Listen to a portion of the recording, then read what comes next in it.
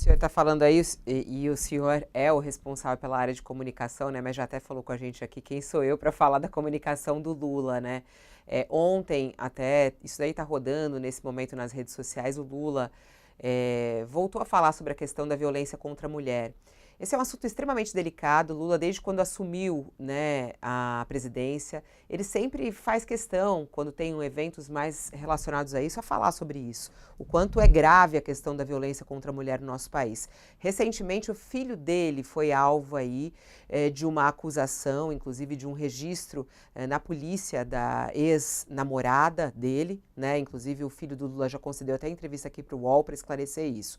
Até esse momento, o Lula não se pronunciou sobre o assunto. No entanto, ontem voltou a falar que é inadmissível um homem bater numa mulher. Disse, inclusive, se o homem estiver incomodado com uma relação, ele deve sair de casa, né? E é justamente o ponto um pouco de como está a questão do filho do ex-presidente acusado pela ex-namorada. O senhor acha que o Lula deveria se pronunciar sobre esse episódio envolvendo o filho dele, mesmo que seja muito delicado, ministro? Eu acho que esse não é um tema do governo, né? Eu acho que o filho do presidente Lula já se manifestou. Ele é uma pessoa que tem condições de se defender, de apresentar sua narrativa, de falar aquilo que ele acha que é o certo, é o errado. Não cabe a mim, né? Eu não conheço os detalhes do episódio. Agora, existe uma posição de princípio, né? De sermos contra a violência doméstica, a violência contra as mulheres, de denunciarmos, né, a necessidade da sociedade cada vez mais ter uma postura vigilante de acompanhamento, de cobrança, de estímulo para que as mulheres não sejam vítimas de situações opressoras, né, de relações tóxicas que muitas vezes as colocam numa situação de inferioridade e se submetem a determinadas situações. Não vamos abrir mão desse debate, desse discurso, desse compromisso histórico. Ora, uma questão de natureza pessoal, envolvendo uma pessoa, por mais que seja filho do presidente, não acho que ele seja um tema que deve ser tratado pelo governo, né? É isso que eu estava lhe perguntando, um pouco vai nessa linha, ministro, quando eu falei que às vezes dá a impressão de que falta, que o governo tem receio de entrar em determinados temas, né? Esse discurso de ontem do presidente foi um discurso absolutamente adequado em defesa da mulher, contra a violência da mulher, uma defesa da igualdade domiciliar entre homem e mulher, homem tem que lavar louça, homem tem que. Não é papel da mulher ficar servindo ao homem no ambiente doméstico. Você não custaria nada num discurso como esse. O presidente, todo mundo sabe que o presidente não tem nada a ver com o problema do filho dele. O filho dele está lá sendo acusado, ninguém sabe se vai ser culpado ou não, isso o judiciário vai decidir. Mas se o presidente incluísse nesse discurso uma referência, olha, inclusive tem aí um problema com o filho meu, não quero em relação ao meu filho, nada que eu não queira em relação a qualquer outra pessoa, que seja analisado o caso, havendo culpa que seja punido, sem privilégios e tal, não havendo que seja inocentado, mas há o receio, e do outro lado não tem receio. Do outro lado, a exploração é aberta e escrachada, né? Nas redes sociais, o bolsonarismo explora isso com nenhum cuidado, né? Evidentemente que isso fala muito sobre o bolsonarismo, mas poderia encaixar o presidente uma observação. O senhor falou da portaria sobre aborto, não tinha sido discutida, muito bem, mas já se discutiu, já houve prazo para discutir, não se voltou ao tema. E o aborto, o próprio presidente costuma dizer que é um problema de saúde pública, né? E o governo finge que não tem a portaria, que dá a impressão de que os senhores têm receio de entrar nessas bolas divididas, e não seria melhor entrar de modo a esclarecer e evitar a vulgaridade com que os temas são tratados nas redes sociais? Eu acho que são duas coisas, né, José? Eu acho que, e eu recolho de forma muito respeitosa a tua observação sobre a necessidade da gente entrar e melhorar a nossa abordagem de temas que dizem respeito ao cotidiano, ao dia a dia das pessoas, e procurar ter uma posição mais incisiva, vamos dizer assim, nesses debates. Isso é uma coisa. Agora, achar que isso vai diminuir o pântano, né, por onde mergulham cotidianamente as estratégias de comunicação da extrema-direita, seria até, sei lá, um excesso de generosidade, de ilusão, de ingenuidade. Infelizmente, há uma estratégia. E nós não podemos entrar nessa estratégia. Nós não podemos, vocês não podem. Por quê? Porque todos aqueles que prezam um limite ético, que defendem a democracia, que defendem valores, né, de convívio social baseados no respeito, na tolerância, na diversidade, não podem mergulhar no pântano da intolerância, da mentira, do ódio. Tu falou bem. Quer dizer, infelizmente, nós temos pessoas que não têm nenhum pudor, não têm nenhuma vergonha de pegarem uma postagem que sabidamente ela é mentirosa e disseminarem isso de forma industrial. Esse é um fenômeno que as redes sociais produziram e, infelizmente, tem provocado um dano muito grave ao processo democrático, né? Às democracias, a valores fundamentais que haviam, durante anos, sendo construídos, o valor, né, do respeito. Hoje as pessoas voltaram a agir de uma forma racista, homofóbica, xenófoba, que elas encontram um espaço na sociedade de audiência para isso, né? Então, eu acho que nós temos que manter e disputar a importância de que a sociedade valorize esse tipo de formação, esse tipo de valor humanista. E o nosso governo não vai, né, cair, né, na tentação de achar. Alguém pode dizer, mas essas mentiras que eles distribuem engajam muito mais. É verdade, é verdade. Mas essa é a nossa diferença, né? Quer dizer, de pessoas que procuramos fazer política de uma forma ética, a partir dos Ministro, valores daquilo que a gente acredita. há uma crítica em geral, da questão ética do Twitter, né? Que o Twitter monetiza a violência, etc. O senhor abriu conta na Sky Blue, né? No Sky. O Lula parece que abriu também. O governo vai ter uma conta lá. E eu queria saber o seguinte: o senhor defende um esvaziamento do Twitter? Olha bem, em primeiro lugar, eu abri conta, é verdade. Eu também não tinha conta no TikTok, depois que abriu o TikTok, eu abri conta no TikTok, né? Não tinha Uai, eu fui lá abrir uma conta. Então, Mas a Blue Sky está se é colocando normal, como oposição ao Twitter, né? normal que a gente vá. Eu vou ficar de fora, uma rede que tem um monte de gente indo, não me parece adequado, nem inteligente de nossa parte, né? Então, nós precisamos estar onde o debate está acontecendo. Se o debate estiver acontecendo lá no Twitter, nós vamos estar no Twitter. Se o debate estiver acontecendo no Instagram, eu vou estar no Instagram. Então, assim, nesse momento, não há de nossa parte nenhuma disposição de trocar uma rede pela outra, mas sim estar presente nos espaços onde a informação precisa ser divulgada e onde o debate está acontecendo. Ô, ministro, falando em debate, foro privilegiado, o Supremo Tribunal Federal formou maioria para ampliar o foro especial.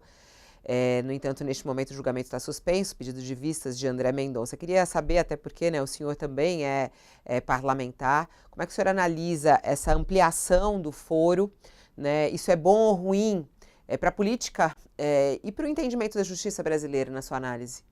Acho que é um tema que está sendo conduzido pelo Supremo Tribunal Federal, não é um tema do governo, não teria sentido, né, o governo ter uma opinião sobre essa matéria, é uma questão da definição das prerrogativas, do alcance, da capacidade de investigação e da responsabilidade. Sinceramente, não é um tema que está no meu radar, nem está no radar aqui do governo, emitir ou ter opinião sobre ele. É isso, ministro. Agradeço a sua participação. Não vai dar opinião sobre isso. Não quer nem dizer se concorda ou não. Mas, Fabíola, imagina o seguinte: se qualquer coisa que eu disser aqui vai ser lida como uma opinião do presidente ou do governo, e o presidente e o governo não têm opinião sobre isso, né? Então, eu tenho que também ter noção do cargo que eu ocupo, da função que eu exerço, né? Muitas vezes eu faço um Twitter lá sobre uma opinião pessoal quando eu vejo na imprensa, governo diz tal coisa, né? Fica difícil de dissociar, muitas vezes, uma opinião pessoal que eu possa ter sobre um tema, uma declaração, e aí acabo, pelo cargo que eu exerço, pela função que eu exerço, arrastando junto a minha opinião pessoal para uma opinião do governo. Então, cautela, caldo de galinha, fazem bem para todo mundo, especialmente para mim nesse momento. Antes de Só a uma. Fabíola liberá-lo, É, se você me permitir, Fabíola, depois, eu vou depois de você, mas eu tinha só uma dúvida para vai, tirar. pode tirar a dúvida, vai lá. À Não, disposição de porque vocês. as Thales pesquisas tem que estão me convidar, o Thales mostrando, tem que me convidar mais seguido. as pesquisas estão mostrando, ministro, que eh, as pessoas estão se informando de uma maneira diferente hoje, né? Ainda há um bom número que se informa pela televisão, mas as redes sociais estão à frente de jornais, estão à frente de meios tradicionais de comunicação, né? E há uma impressão, ou até diria uma crítica generalizada, de que o governo se comunica mal nas redes sociais. O senhor, eu soube, fez ajustes recentemente nessa matéria, contratou gente especializada, estava cogitando contratar até uma empresa, não sei se a licitação foi feita. O que é que o senhor está fazendo nessa área para que o governo se posicione mais adequadamente, se comunique mais adequadamente nas redes sociais? Josias, em primeiro lugar, agradeço muito assim pela essa pergunta, porque ela joga, digamos assim, luz, né, para um tema que me interessa muito, né? Eu trabalho muito com pesquisa e primeiras pesquisas que eu procurei fazer, Josias, foi sobre hábitos de mídia. Acho que é muito importante a gente ter pesquisa sobre hábitos de mídia, né? E é muito curioso isso, por exemplo, eu tenho uma filha que tem 20 anos e eu acho que ela nunca assistiu TV aberta. E ela entra no carro comigo e ela bota, né, na playlist dela. Já conecta direto ali no telefone dela, no rádio, já fica tocando aquelas músicas. E ela estava vendo eu conversar com uma pessoa da minha equipe, que eu estava explicando que a gente aumentou a presença da mídia do governo em rádio. E ela me disse, pai, ninguém ouve rádio. Né? Então, na inocência de uma pessoa que se informa, ou pelo YouTube, ou pelo canal fechado, ela imaginar que ninguém ouve rádio, quando a gente observa que no interior do Brasil, o principal meio de informação das pessoas sobre o que acontece na sua cidade ou na sua região é o rádio. Então, eu procuro ter essa capacidade de uma leitura plural do que é o Brasil. Então, a regionalização, a pluralidade dos meios, né? Nós começamos a fazer um spotzinho diário da Secom lá em janeiro do ano passado, Josias. E eu cheguei na Bahia e perguntei para o nosso pessoal da TVA, vocês estão ouvindo o nosso spot? Estão usando? Ele falou, não. Eu falei, não? Está tão bom. Ele falou, o senhor imagina uma rádio, eu estou rádio na Bahia. O senhor imagina os baianos aqui fazendo um programa, dali a pouco entra um spot com sotaque, deve ser do sul, alguém que trabalha com o senhor. Né? Um gaúcho dando um boletim. Quando ele me falou aquilo, me caiu a ficha na hora. Eu comecei a produzir conteúdo com 27 formatos. Hoje, todo o conteúdo da Secom, das campanhas, ela sai com 27 formatos. Ela sai regionalizada. Quando eu posto informação por cidade, pela complexidade que é o Brasil. E, de fato, quando eu cheguei aqui, primeiro a Secom não existia, né? A transição não tinha nenhum civil. Eu conheci os militares aqui entre o Natal e o Ano Novo. Depois teve o 8 de janeiro. E não tinha contrato digital, Josias. Qualquer prefeitura, qualquer governo do estado tem. E eu tive todos os cuidados. Fiz uma instrução normativa, submeti a SAGE, coloquei em consulta pública, levei ao Tribunal de Contas para fazer uma licitação naquilo que é possível de comunicação digital de governo. Em dezembro... Contratou a empresa? Oi? Contratou a empresa já? Semana que vem, quero ver se a licitação está concluída. Né? E qual é a tudo sua pretensão? O que vai mudar, afinal? O que o governo vai fazer de diferente nas redes vai poder sociais? fazer aquilo que a gente não faz hoje, que é a comunicação segmentada. Eu não posso fazer impulsionamento. Hoje eu não tenho ferramentas para isso, que qualquer prefeitura tem, qualquer governo tem. Vou te dar um exemplo. Eu tenho um programa como o Farmácia Popular, que diz que os beneficiários do Bolsa Família têm direito a 40 remédios gratuitos. A quem interessa essa informação? Que tem 40 remédios gratuitos no Farmácia Popular para quem está no Bolsa Família. Quem está no Bolsa Família. Né? Quer dizer, eu posso pegar essa informação e, a partir de agora, eu vou poder pegar ela e jogar exatamente para quem precisa saber disso.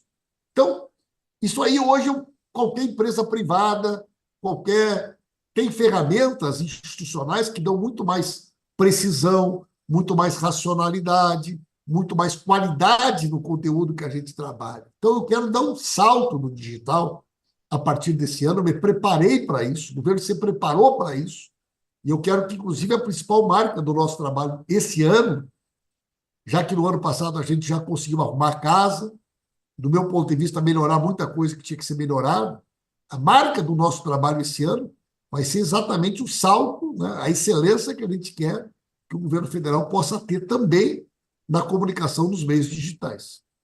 Ministro, é verdade que a primeira-dama Janja disputa nessa área prestígio consigo? Ela quer influir nessa área, ela dá palpites nessa área, ela gostaria de ter algum tipo de gestão nessa área? É fato isso?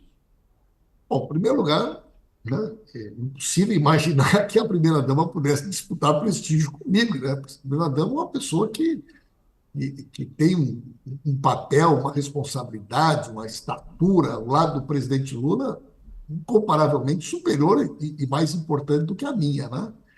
Mas nunca, jamais, Lucias, a primeira-dama fez uma fala comigo para pedir que fosse postado alguma coisa, que fosse tirado alguma coisa. Né? Jamais. É uma relação muito respeitosa.